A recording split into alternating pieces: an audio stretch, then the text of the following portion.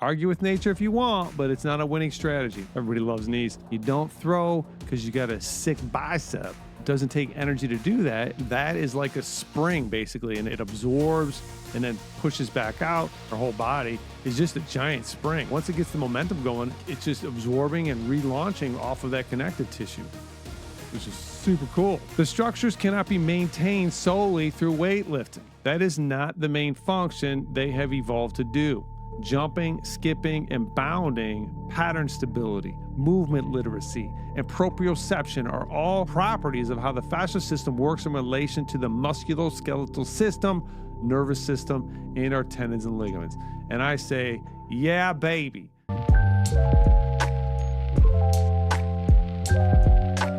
Yo, yo, yo, yo. Oh my God. If you just knew what I was just doing. It's podcast time. That's all I know. So it's like, I do a little test 1, 2, test 1, 2 with, that kind of stuff. But today I just started singing, because I think I sound pretty good. But then I played it back and I don't. It's just the way it is. Liquid death is also how it is.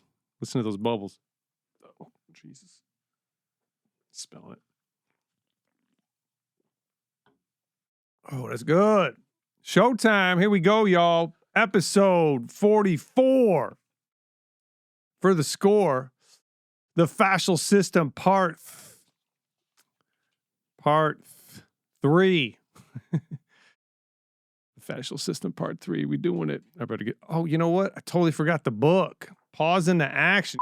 And I'm back. And we're back in the saddle again. All right. Showtime. We got the Fascial System Part 3 coming at you. We're going to be doing reading from the book.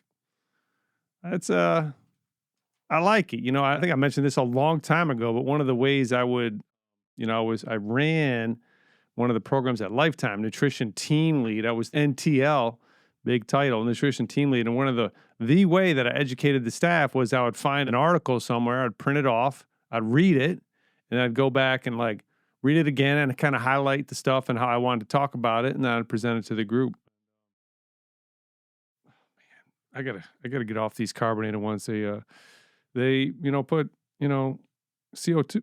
Oh my goodness, they put CO2 in your stomach. That's for sure.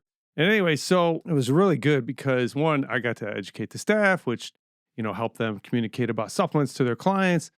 And also, I learned a ton, It wasn't like I was just finding stuff that I already knew. I was like, oh, wow, this is fascinating. This is interesting. And so I was sharing it with people. And then, it was good. And so now I've adapted that to the podcast here. I could find a great book, Fascial Training in Application. Fantastic book. If you want to learn about the fascial system and how it works, yeah, so we can rock it out like that. All right, goal of this episode is tie the connective tissue of the fascial system into how we move, right? So we've talked a lot about the system, what it does. We don't have macrophages. We got fibroblasts. We've got, collagen that isn't cells. We've got the stretch, shorten reflex. We've got the proprioception. We've got all the stuff going on with the fascial system. And now we're going to talk about how it helps you move with some major and specific movement patterns, just like 3 of them. So it's going to be pretty awesome. We're going to wrap up this book. The rest of the chapters, it's also the goal of this episode, is to wrap it up. The rest of the chapters, I think, are just, they're too technical. They're specific to training. There's a lot of good stuff. I could probably do one more on this and just kind of pull out some of the nuggets here and there. But the first 3 kind of hit the stuff that I think most people would find interesting. And as always, we're going to have some fun, which I've already been doing. Outline of topics. We've got updates. We've got before we get started. We've got the book. We'll go to the book, and then we've got some final thoughts. Random claps. I know you guys love those final thoughts. Golf. So my golf update is none. It doesn't exist because I didn't see any golf. I was in Wisconsin. Was I in Wisconsin? Oh my God. I'm totally blanking on where the heck I was. I was in another state. Oh my God. I really cannot even, I'm not even sure what state I was in. Wow, that was a hard weekend. Imagine sitting down on and off for 12 hours and listening to somebody talk and then throwing in intense workouts in between that and going back and absorbing information. I did a pretty good job. I did a pretty good job of processing what was being shared, but now I'm not even sure what state I was in, which is great. So no golf update. That's the moral of that story. I did check up on the Tigers. The Tigers they're tied with the Blue Jays for second best record in Major League Baseball. And what do I got on here? I got Guardians 8GB games back. Oh yeah, so that was interesting. If you look in there, I think we're in the Central Division, I believe. One of those leagues. I'm newer to baseball. If I'm following at all, I'm just giving updates because I like sports. Or maybe you like sports. I like football is what I like. But Guardians 8GB games back. So yeah, so in our division, it's definitely a division. We are the second place team is 8 games behind, and that is the best in all of baseball. The gaps are closer in other divisions, so that is good. All right, before we get started, let's halfway get into this.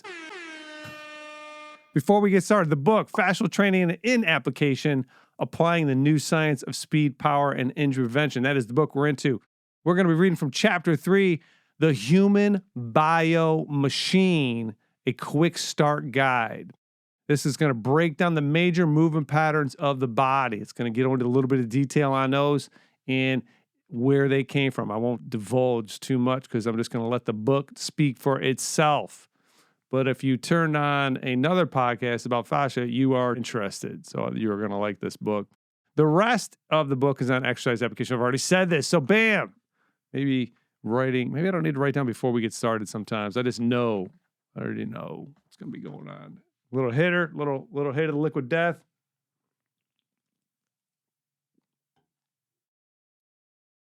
I still think they're going to sponsor me someday. They're going to sponsor this podcast for sure. All right. If we're going to the book, that means we're going to the glasses. My least favorite thing. But at least they help you see, right? Got that going on. All right. Where are we going to start? Well, I got a sticky note that says, what does it say? It says start. I debated on reading this one section or not. Listen, if you're into evolution, all that stuff, then great. I think oftentimes things are tied back into evolution, helps us make sense of it, but that is not needed to understand what's going to be talked about in this podcast and in this chapter. But, the main dude that wrote this, Bill Parisi, he is definitely an evolutionist because he basically finds a way to tie all these things back into 1,000,000 years ago and all that stuff. So I will read this because it is somewhat interesting if you find anything to do with evolution interesting. The basic premise of the basic premise of evolutionary biology is that genetic features that increase a species' chance for survival and breeding are naturally selected, enhanced, and passed on to the next generation in a continuous process of refinement. This means the body-wide fascia system we inherit at birth has been enhanced and refined over millions of years in response to the loading and movement patterns of our ancestors. It is shockingly efficient at a number of very specialized tasks that make us unique as species. And he's going to get into those tasks. All right. Last paragraph here. Another key premise of evolutionary biology is that natural selection favors energy efficiency. And I agree with this 100%.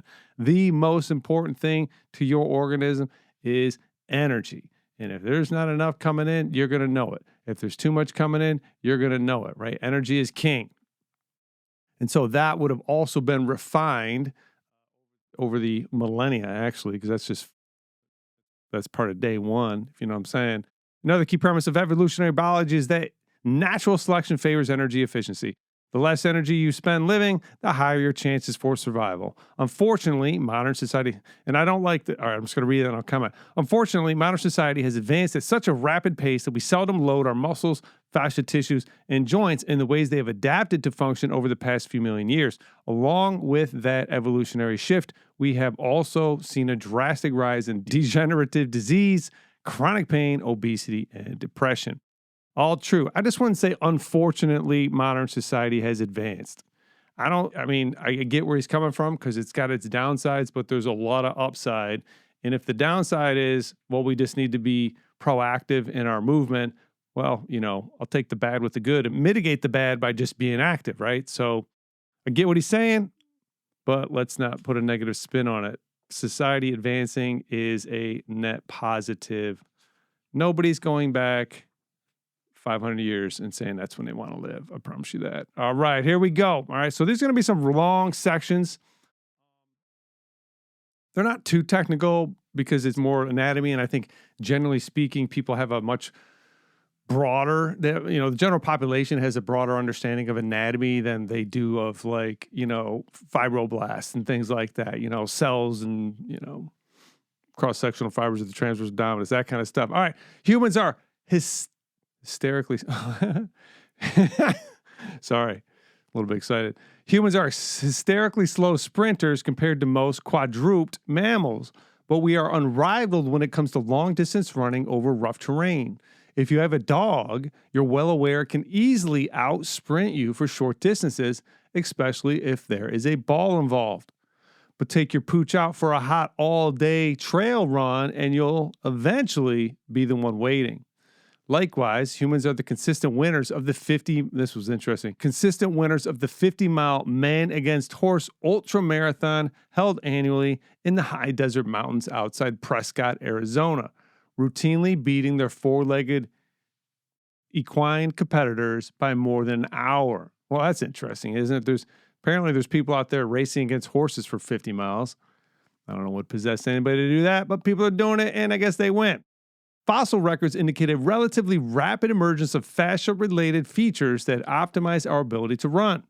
These include significant adaptations in the architecture of the foot/ankle complex, which is a stunning showcase of biomechanical engineering containing about a quarter of all the bones in the human body, 33 joints, and more than 100 muscles, tendons, and ligaments. So he's basically talking about the amazing structure of the foot/ankle complex.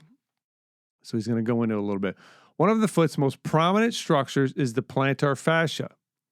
Technically considered an aponeurosis, which is a big, I think we've talked about this in one of the other ones, it's a big giant mass of connective tissue. You've got basically the fascia in your foot, like a ton of connective tissue there. It's very thick, very much comprised of collagenous. That might be a word.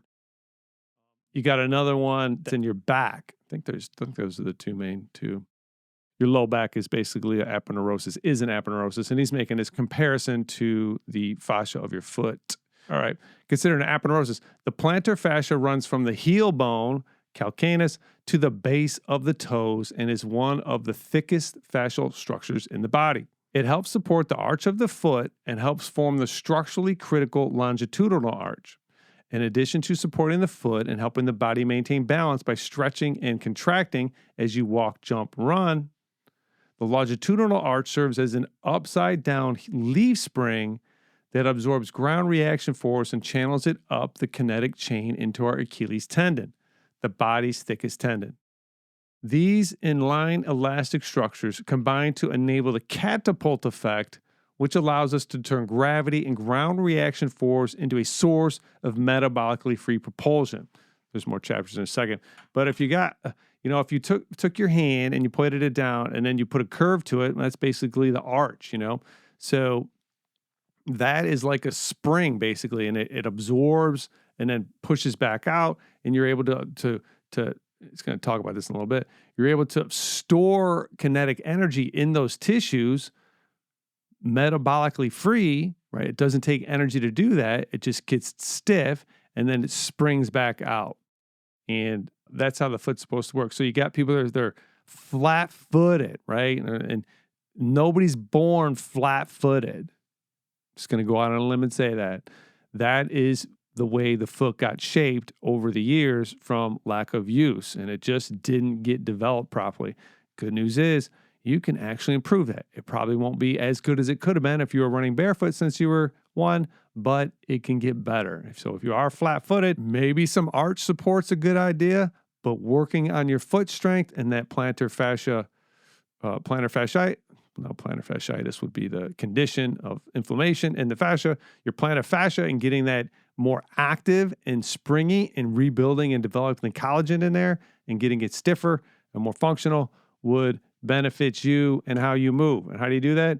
Well, it's actually talked about a little bit at the end of this section here. But still going on, because now we're going to move on to the knee, all right? So that's one of the coolest things I get up. I'm going to recap on that. We're going to go to the knee. Everybody loves knees. All right. As ground reaction force continues up the kinetic chain, so from their foot going up the kinetic chain, it passes through another stunningly complex fascia-based structure, the knee. Constituting the largest joint in the body, the knee contains a dense network of fascia tissues, including, I should look this up, reticula, retinacula, retinacula, well, I'm not sure, ligaments, tendons, and fluid-filled sacs called bursa that work together to stabilize and protect it from the forces that can be as high as 11 times body weight when running, jumping, and bounding. He's got a pretty cool picture of the knee structure here. Foot too. So we're going up the chain now. So we went foot. So basically your foot comes in contact with the ground. Forefoot first, not the heel. Very important. Goes up the kinetic chain through the fascia and muscular system and goes to the hip. From there, energy continues up the kinetic chain through a structure exclusive to Homo sapiens, the tensile compression sleeve formed by the fascia lata and IT band. The fascia lata is a fascial plane that varies in thickness and surrounds the deep tissue of the thigh from the hip to the lower leg. And most people are familiar with this because, like, I got IT band stuff. If you're in fitness or you run a lot, you almost know, everybody knows what the IT band is, but it's a big sheath of fascia that goes from your knee up to your hip. Together, the fascia lata and IT band function like a Chinese finger cuff wrapped around the thigh, connecting the muscles and elastic structures of the knee with the muscles of the gluteus maximus. If you've never played with one, the Chinese finger cuff, also known as a Chinese finger trap, I remember these when I was a kid, is a clever impulse trap for kids that consists of a simple tube made of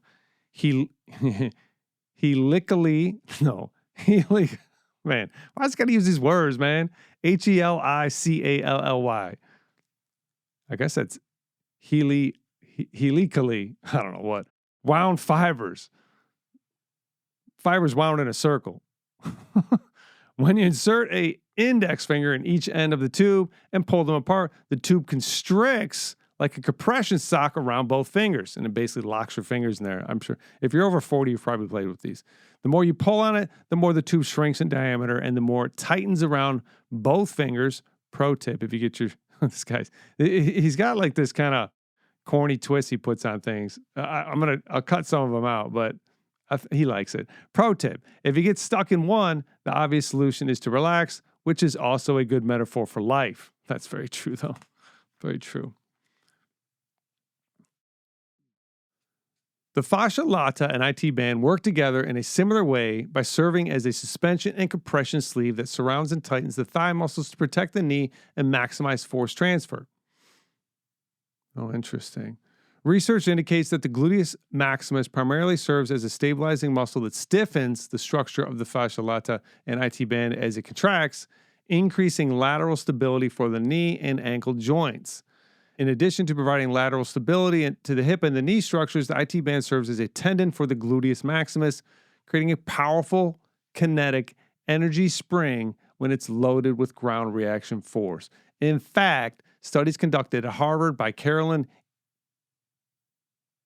Enge, and Dan Lieberman show that the IT band can store and release approximately 7 joules of kinetic energy per stride. Well, what just occurred to me was, if you picture that IT band, there's muscle under there, right? And so, like, that sucker is really creating a ton of lateral stability so that your knee doesn't collapse outward from your body when you're hitting that ground. The glute ties right into that from the outside or from the medial, from the midline of your body towards the outside, and is really creating stability and tension in there, which is stabilizing the knee. It's just fascinating. After reading this, I'm going to comment it at the end here in the final thoughts, but like I see the structure of the leg differently. Before coming from a bodybuilding background and a muscle-driven training, right? That's just not bodybuilding. We've all been programmed, saying it in a bad way. We've all thought for 500 years that the muscles were the main player and they were doing everything, and that the other stuff was more, the fascia and the connective tissue, they were more secondary players. Fascia was nothing. Fascia was just packaging material. It was just basically holding everything in place, but it is active, which we talked about before by creating tension and moving fluids around and stiffness and all that stuff.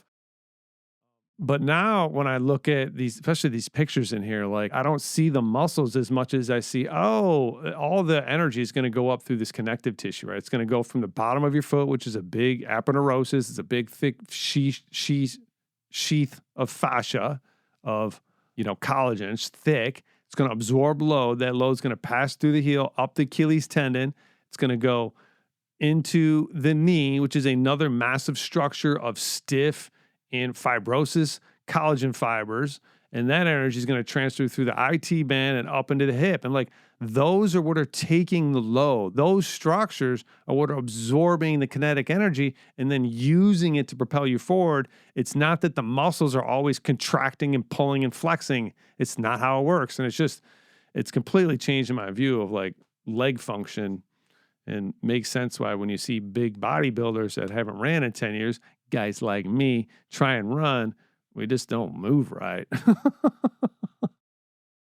And I'm not saying strength training to build a muscle is wrong. I'm not saying that at all. I'm just saying that you need to consider both when you're doing your training, and that's what the final thought's gonna dive into. So a little water break. Yeah, you guys haven't heard the crickets in a minute. I'm gonna take a second here.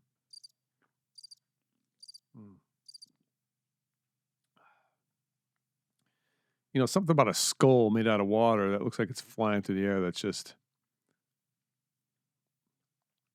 good marketing. It's what that is. I mean, companies don't blow up like this because they got bad marketing.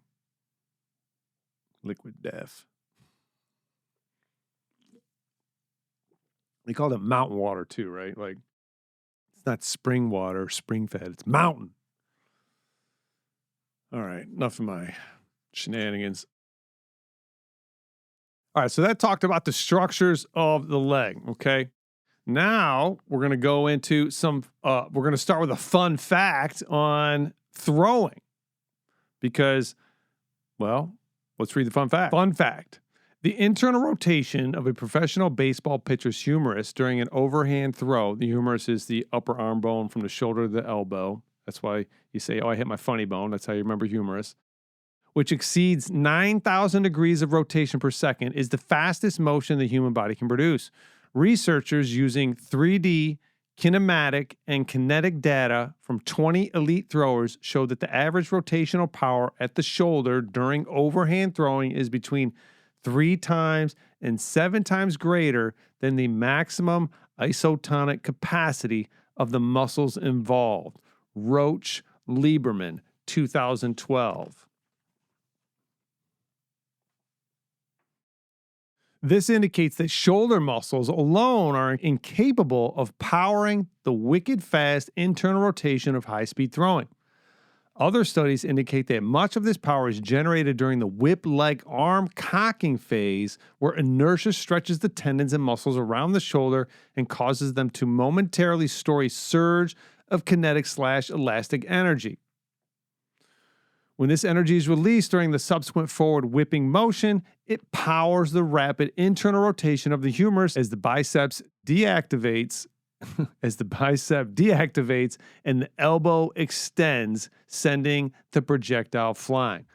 Point there that the loads are so high that the muscles wouldn't be able to sustain them. So what is happening is that load is being taken into the connective tissue. You don't throw because you got a sick bicep. You throw because all the connective tissue throughout your entire body, but specifically in the shoulder at this point, throughout your entire body, but more of it being loaded into the shoulder, wind up like a rubber band and launch that thing. Another one of our unique anatomical features that enables high velocity throwing is the thoracolumbar fascia, a multi-layered tensile girdle of interwoven fascia that is so bewildering it doesn't even have a standardized anatomical classification. Formed by a dense network of deep fascial tissues that connect the lumbar spine and hip complex to the thoracic spine nuchal, N-U-C-H-A-L ligament, which he talked about earlier. It's what enables us to run without our head moving. The thoracolumbar fascia stabilizes the core, helps control our center of gravity, and facilitates the transfer of force between the upper and lower body. While it may not be well understood, the thoracolumbar fascia is one of the most essential anatomical features of all things rotational. So this is in your back, that feels like what is your low back. That's crazy now that I think about it. But it's a big aponeurosis, baby. It's just that and thoracolumbar are just cool words to say. Why don't you try and work those into a sentence tomorrow? Or today, if you're listening to this earlier on. So we throw with our shoulder and this aponeurosis guy back there getting stuff done. All right. And throwing is obviously fundamental. And he goes into different stuff. He talks about the catapult effect. Oh, I actually wanted to read this and I kept skipping over it. Let's see if I can find what I was interested in. The catapult effect which it has in parentheses is kangaroo. So maybe he doesn't talk about it in here, but I think so. Blah, blah, blah, blah. For whatever reason, the 2+ million years humans have. No, he doesn't talk about it in here. So I've seen him talk about other places on podcasts and videos and whatnot where he talks about the capacity of a kangaroo. So basically, they take kangaroos in Australia. They did a little study. They wanted to see how much more energy it took for a kangaroo to jump. I forget what the distances were. They had them go, they went the same distance, but they had one kangaroo, jump 4 feet, and they had the other kangaroo go 8 feet or 12 feet or whatever it was. And come to find out, once they were up to speed, they used the exact same amount of energy. What? How's that possible? Well, because flying through the air has energy behind it, and all the kangaroo is doing is using that mass. Think about a kangaroo in the back of its leg. That is a massive tendon, massive Achilles tendon, basically the equivalent. I mean, its foot. I mean, it's probably got more fascia in its thing. Back of its leg, and we got in our whole body is just a giant spring. And so as long as it gets the momentum, once it gets the momentum going, it's just absorbing and relaunching off of that connective tissue. So it's just super cool. So this explains why some people can run really far. If you get your technique down and you're using your connective tissue, you're just going to be more efficient. You're not using as much musculature, you're not using as much energy, and your breathing won't have to get as elevated. Now you still need cardiorespiratory adaptation and improvement, but you can become more efficient by using your aponeurosis thoracolumbar.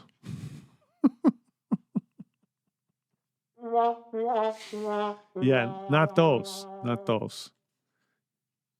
Foot, ankle. Yeah, that's it. Pretension and slack. He talks about some other stuff in here. Throwing and punching. He makes the comparison of throwing and punching. He thinks punching is a fundamental thing we should be able to do. It's debatable, definitely debatable. Oh, this was interesting. What do I got left? I don't think there's too much. A couple more things, and we're going to be wrapping this up. All right, so little section here. Training the spinal engine. This is a long chapter. I'm just going to read 2 paragraphs out of here. I'm scanning my contact and social media list, looking for the most experienced person I could talk to about how to apply fascia-aware principles to the training of high-performance throwing athletes, and one name quickly stands out. Bobby Stroupe, S-T-R-O-U-P-E, founder of the Athletic Performance Enhancement Center. In addition to holding an RSCCD certification from the NSCA, verifying 10 years of experience working with team, sport, athletes, and or tactical units, Bobby is a fellow of applied functional science with more than 30 years of experience training athletes of all ages. And while his impressive client list includes more than 60 NFL and MLB players, Bobby's most notable client is superstar quarterback for the Kansas City Chiefs, Patrick Mahomes. Bobby has been working with Patrick since he was in 4th grade, which is just wild, helping build him into the youngest Super Bowl MVP quarterback in NFL history and arguably one of the greatest throwers to ever hold a football. So I immediately reached out to Bobby to get his thoughts on the concept of research-driven, fascia-aware training and how it can be applied to high-performance throwing. So, I mean, this guy knows how to train athletes. That's for sure. And so I just want to read this one paragraph of what he said about fascia because I thought it was pretty cool. And the rest goes into like, what's Mahomes' training protocol and how come Mahomes can fly through the air and throw a ball sideways and all this other stuff. But nobody's really interested in that. So here's what our man Bobby Stroop's got to say. I think the spirit of athleticism in the body is proprioception, says Stroop. And that's a very hard thing for people to conceptualize because their profession is primarily focused on building muscle. That's unfortunately what 95% of the application instruction is about. But I've found that the athletes with the greatest muscle mass or most efficient muscle order are usually not the game breakers. They are not even the ones getting playing time. And when I look at what the separating factors are for these athletes, a lot of it comes down to their proprioceptive abilities. And the fascia system is the superhighway of proprioception. Capabilities like force absorption, force transmission, pattern stability, movement literacy, and proprioception are all properties of how the fascia system works in relation to the musculoskeletal system, nervous system, and our tendons and ligaments. And I say, yeah, baby, that's it right there, right? So all the sensory feedback, everything you're getting and tying it together is right into this fascia system. It's really cool, man. And our man, what's his name, Bobby? Our man Bobby says so. So believe that. All right. Let's find a couple more sections we're going to cover here. And we're going to wrap it up. Oh, man, it's a long read. Here we go. All right. So this is going to get into, I know you're hearing all this. And we're talking about the foot and absorption kinetic energy. And some of y'all out there are going to get excited. You're going to take your shoes off and you're going to go run around like a fool. All right, so let's talk about that for a second. Barefoot running / training. Let me give me a drink here.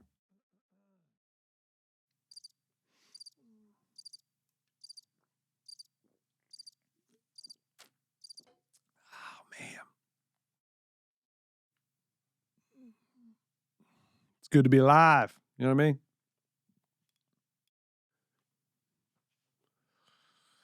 Barefoot running / training. Running and or training barefoot or in minimal protective shoes is a powerful fascia training stimulus for athletes of all types because it activates your entire kinetic chain. It's one of the things your body's fascia system has specifically evolved to do. The problem with running in shock-absorbing shoes is that they compensate for the natural fascial-based shock absorption and energy return system in your foot-ankle complex, specifically the structurally significant longitudinal arch of the plantar fascia and its supporting tissues. That's a mouthful.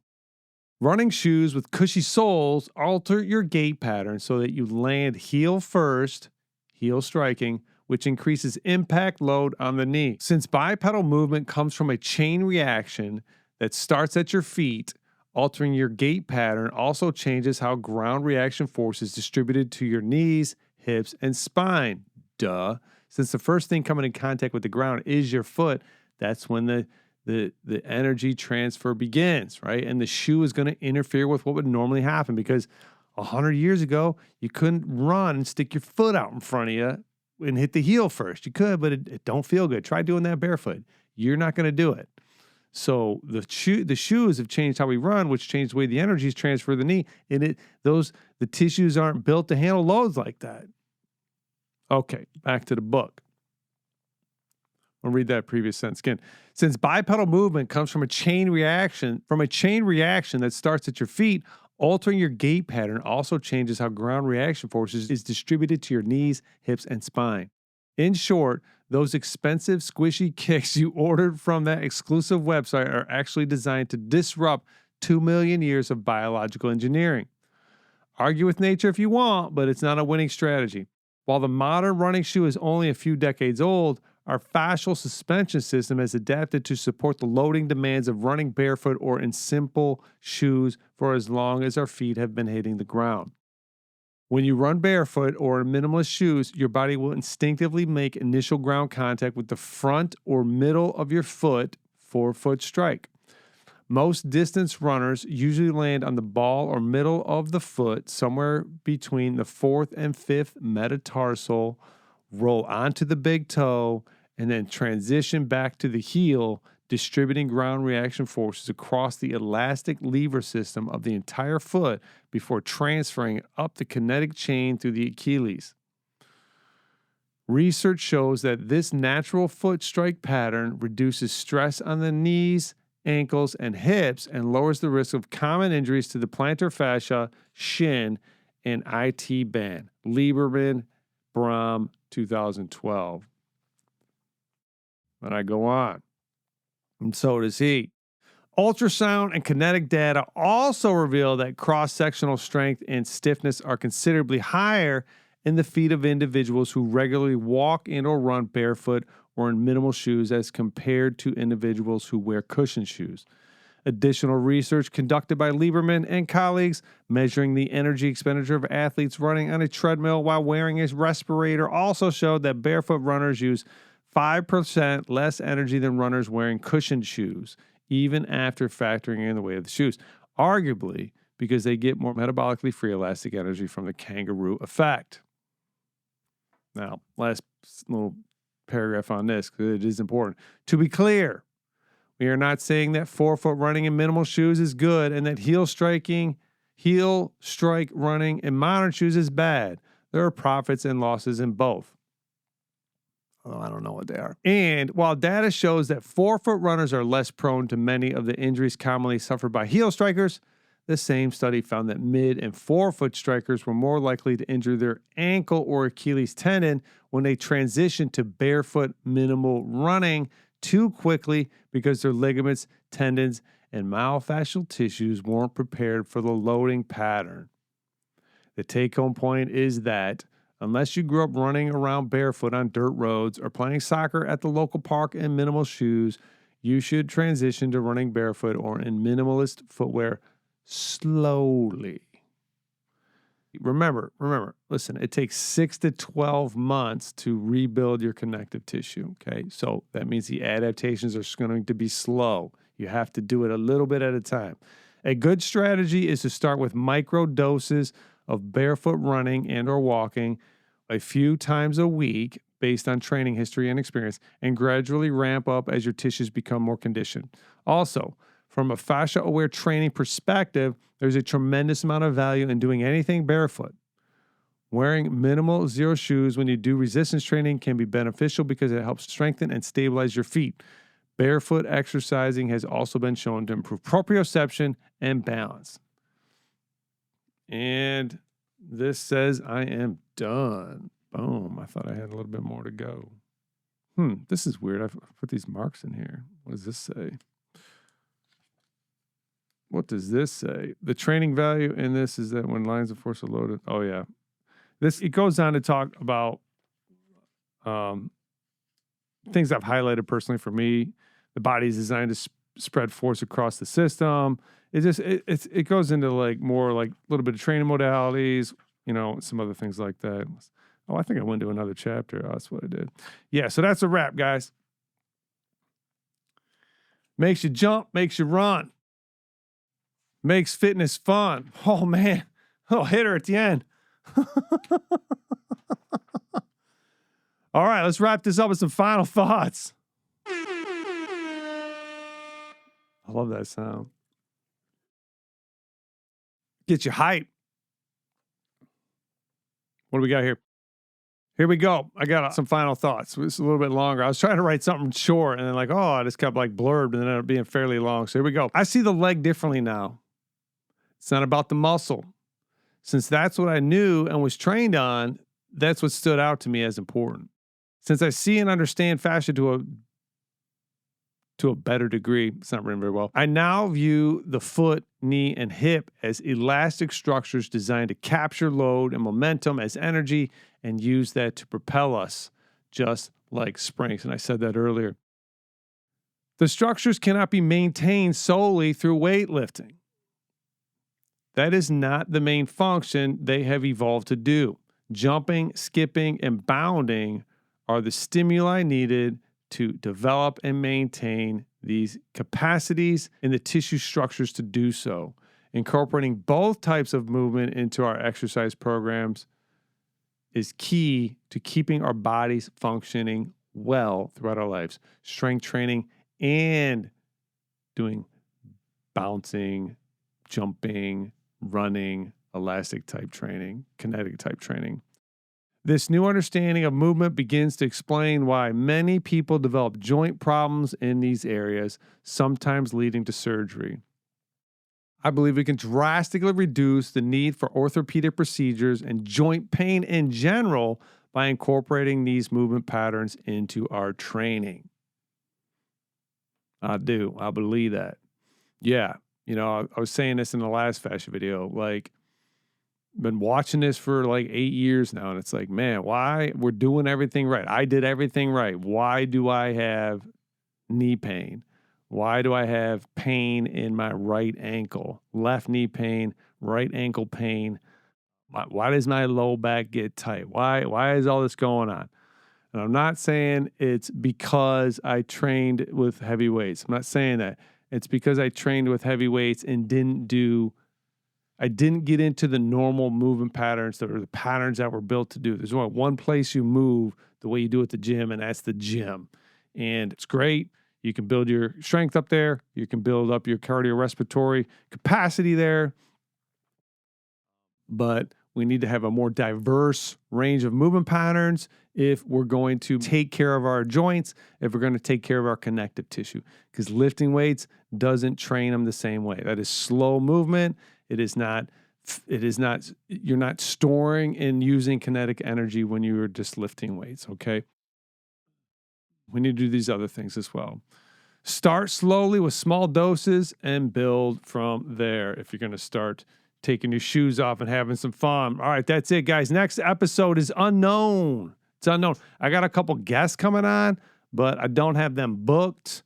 One is for September, and story's going to blow your mind. And then the other one is going to be Ronaldo Garza, no other than Father Ray, the coach. Been at the gym the longest, coaching there the longest. So we don't have him scheduled for next week. Maybe the week after that, or the week after that. So I don't know yet, but something's coming out. We're going to have episode 45 because it's going to be legendary. I might just do some hitters. I was thinking about that. Help us grow. Do you know someone this could help, or somebody that would find this information interesting? Share the podcast with them, Like and subscribe. I noticed I put Apple, Spotify, and YouTube, which is the opposite of the growth. I forgot to do that. Oh my God, I skipped right over it. Shoot, y'all. That's some people's favorite part, man. Well, we're just going to leave it for next week.